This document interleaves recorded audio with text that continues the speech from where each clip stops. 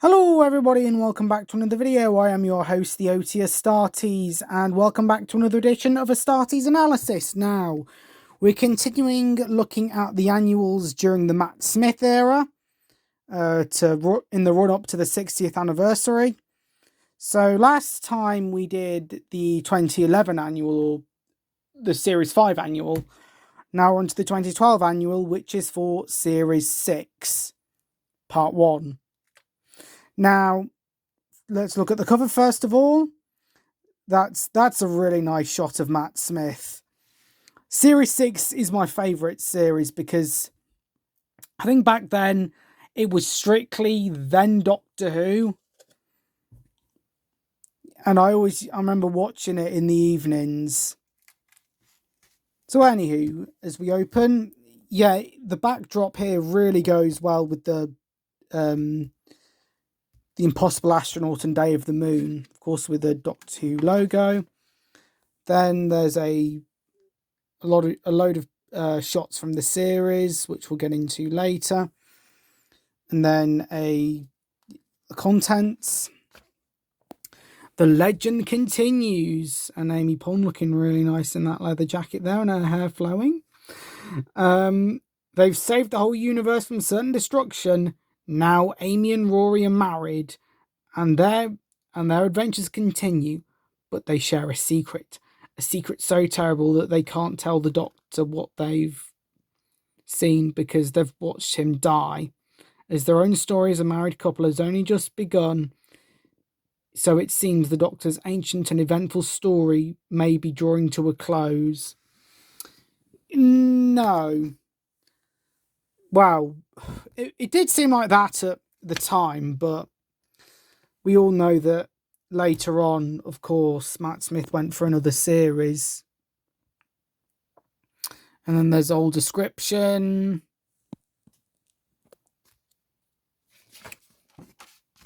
And then a did you know about Amy and Rory?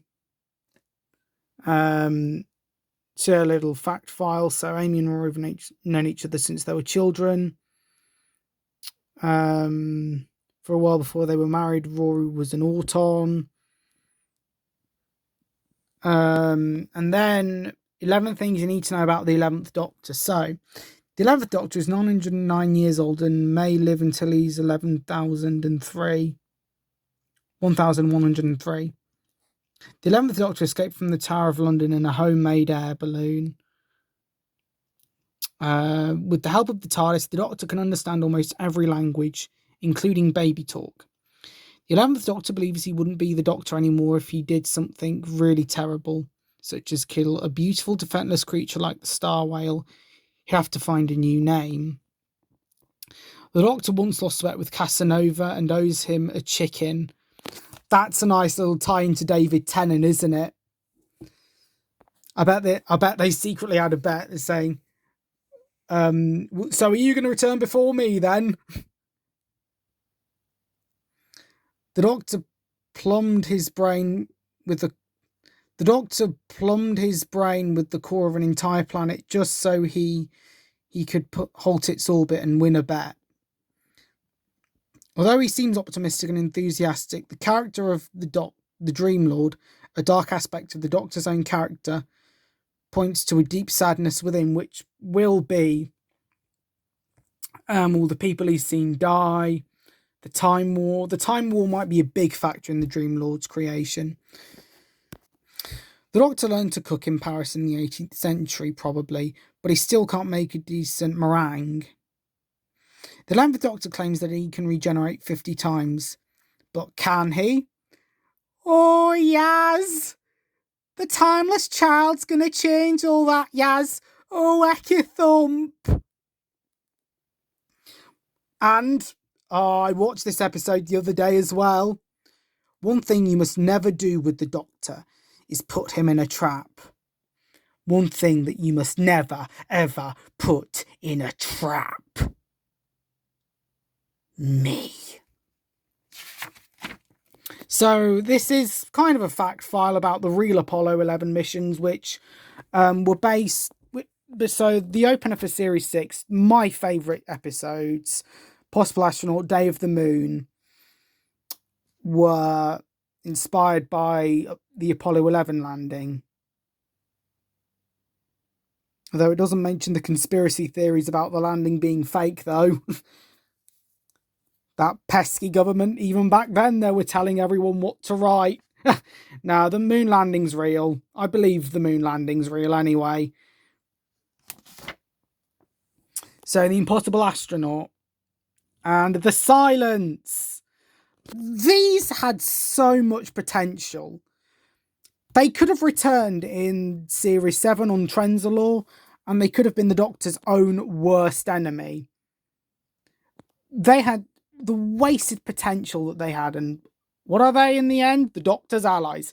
What does Trenzalore turn into? A bloody Christmas village. Yeah, great going, writers. And then there's a shot of the Doctor confronting the silence, and the girl that they got within the Impossible Astronaut, aka Young Melody Pond. Now, Young Melody Pond is played by Sydney Wade, I believe, who has also been in Wolfblood, Rocket's Island. What else has she been in? Sherlock. I don't know what else she's been in.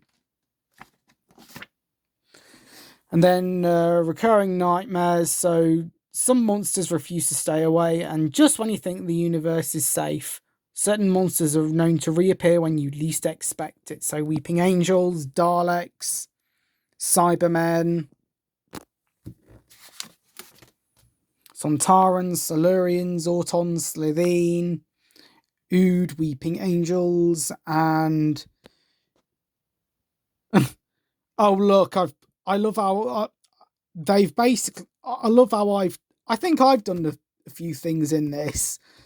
So I ticked Daleks, Cybermen, and Silurians. Well, yeah, sort of. The Silurians sort of returned with Madame Vashta. The Daleks and Cybermen definitely.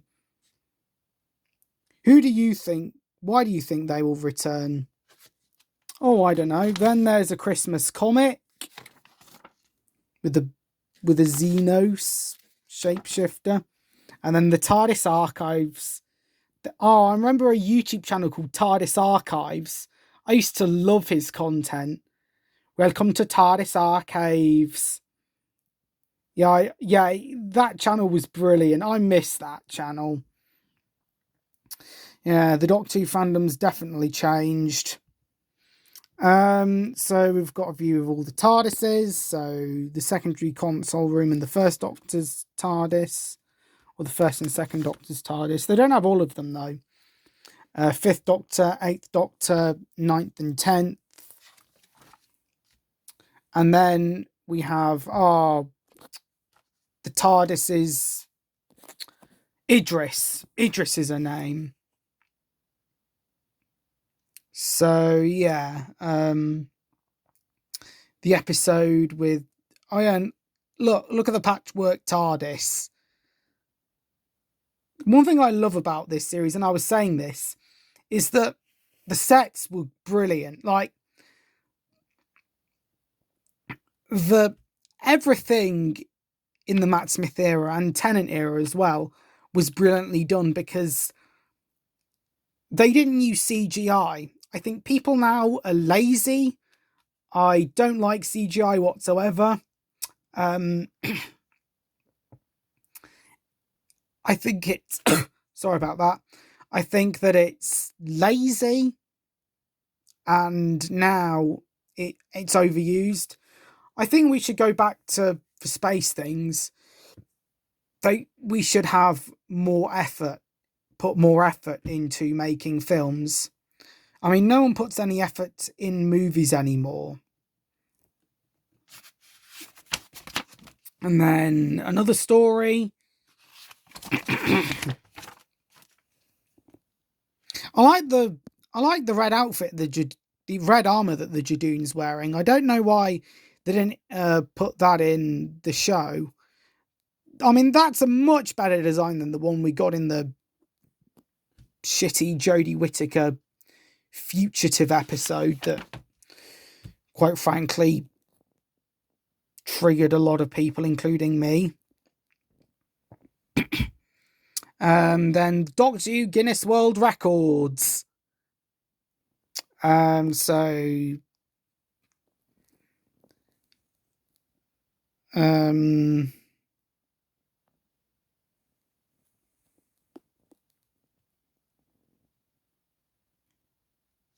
shortest lived Prime Minister.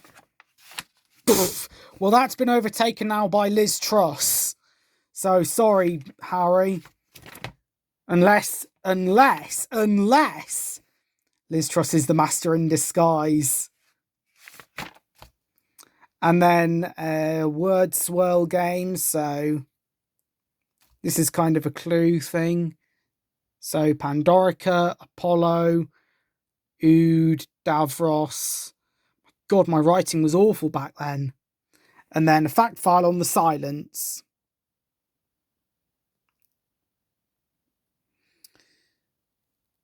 So yeah, this is basically talking about the silence and how what made them clever is the fact that you forget them when you look away. Again, as I say, the silence had a lot of potential, but in the end, they were just, I don't know. I mean, one thing I didn't get when I watched The Power of the Daleks, the Jodie Whittaker episode with with Captain Jack, that one. I didn't get why when someone looked away from the silent, they forgot that it existed. I mean, come on. You're meant to forget. That's defeating the whole bloody point of the silence. And the silence should have been a bigger threat. These should have been the things that would end the Doctor. And now, if I was in charge, I'd bring them back and make them more threatening than before. I'd just reset the entire timeline. Oh, look, there's a shot of Rassilon. That's pretty good. Behind all that Gallifrey writing as well. And then Snow White and the Seven Keys to Doomsday, which was adapted into a short story in the collection of Time Lord fairy tales. And oh, look, Snow White. Now we need to find the 7 baristas. No, the 7 keys are probably... No, I don't feel represented when I see the keys. I wonder if this Snow White hates the Doctor and Rassilon. Weird. God. Well, I'm just going to find a line of dialogue so I can mock Snow White. Oh, here we go.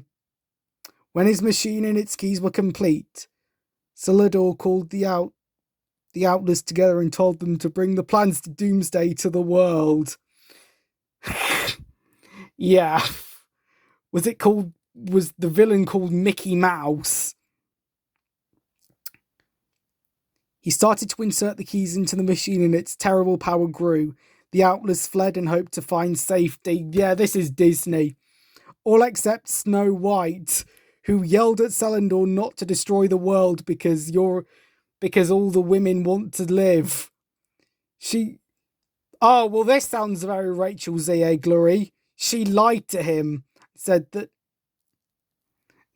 all the work, and said that all he was all the world to her. If he wouldn't stop, then he would at least use the last key. Oh, yeah. To have her own revenge, yeah.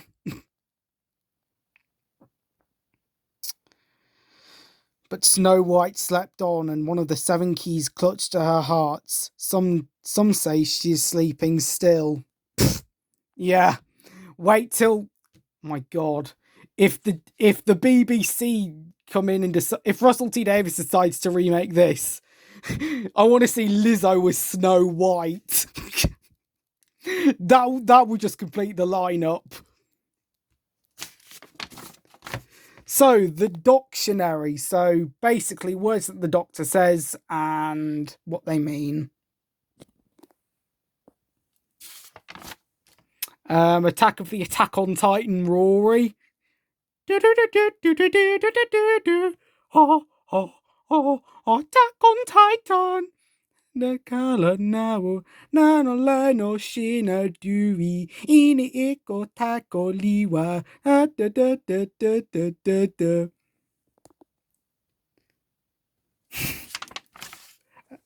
And then another comic. Yo, dude.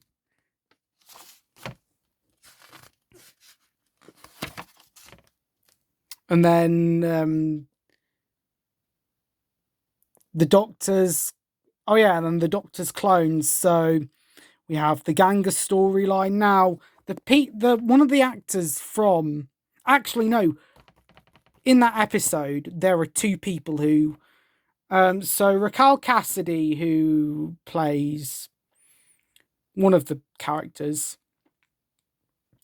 is known for The Worst Witch, and Mark Bonnar, who was also in that episode, went on to play the 11 in Big Finish and did a very good job, as if I do say so myself.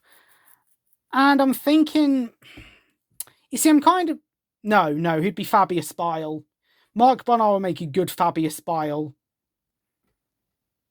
And Miles Dobson should play Lucius, both pre-heresy and Lucius the Eternal. Because, you know, both have got extremely great acting abilities and they could adjust their voices to sound like maniacs. So we're on about... So here, this is on about the clones of the Doctor. So...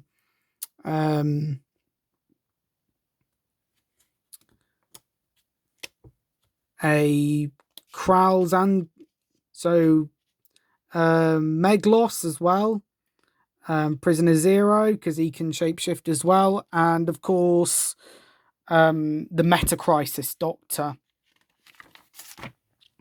And then shapeshifters, so Prisoner Zero, Zygons, Autons, Androids, Parallel People, Slitheen, Clone Companion. And then another story with Rory Williams. And then a board game with the Siren. And then a spot the difference between the flesh and a good old word search. And then another words, and then the answers page and some audiobooks. And just to end off with, a big poster featuring a lot of monsters and the 11th Doctor. Oh dear. So, oh dear. And I don't tear this apart. Smilers, Possible Astronaut, Paradigm Dalek, Weeping Angel, Saturnin, Davros, Auton, Silurian, Slitheen, Silence again, Vampires, Saturnins again, sorry, Peg Dolls, Zontarans, Prisoner Zeros, Cybermen, and I think that's it. Oh yeah, and the old people that the Dream Lord made.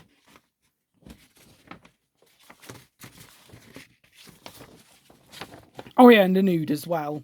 And the Gangers as well. Did I miss? So yeah, that rounds off this video for today. Thank you very much for watching, and I'll see you all later. So goodbye, good night, and follow the buzzards.